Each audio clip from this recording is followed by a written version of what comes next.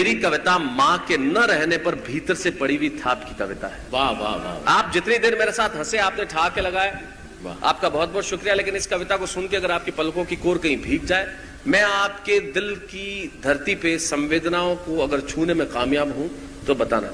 सुनना प्रवीण, जो मैं कहना चाहता हूं कि जब मां नहीं होती तब जिंदगी क्या होती। कल मुनव्वर राणा, जिन्हें साहित्य अकादमी पुरस्कार मिला, बहुत कमाल के शायर है, उन्होंने एक शेर लिखा कि किसी के हिस्से में मकान आया, किसी के हिस्से में दुकान आई, मैं घर में सबसे छोटा था, मेरे हिस्से में मां आई।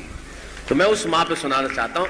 कविता मां पे नहीं है, मैंने सिर्फ ये लिखा कि जब मां नहीं होती तब जिंदगी क्या होती है। बहुत साल पहले, जब मैं 12 साल का था, सिरोही में पढ़ता था, सिरोही में रहता था, उस जमाने में मैंने मां पे कविता लिखी थी। उस जमाने में मुझ बच्चे को पता नहीं था कि मां को परिभाषा में नहीं दे सकता। आज मैं उस कविता को खारिज करता हूं। वो कविता कविता ही नहीं है, लेकिन उस वक्त जो 8-10 पंक्तियां लिखी थी वो उस कविता की भूमिका में सुनाता हूं। उस वक्त मैंने क्या लिखा था।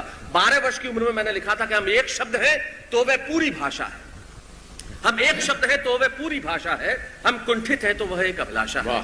बस यही मां की परिभाषा है। हम समुद्र का है तेज वेग तो झरनों का वह निर्मल स्वर, हम एक शूल है तो वह सहस्त्र ढाल प्रखर, हम दुनिया के हैं अंग वह उसकी अनुक्रमण का है, हम पत्थर के हैं संग वह कंचन के कण का है, हम बकवास है वह भाषण है, हम सरकार है वह शासन है, हम लवकुश है वह सीता है, हम छंद है वह कविता है, हम राजा है वह राज है, हम मस्तक है वह ताज है, वही सरस्वती का उद्गम है, वही एक भाषा है, हम एक शब्द है तो वह पूरी भाषा है। बस यही मां की परिभाषा है।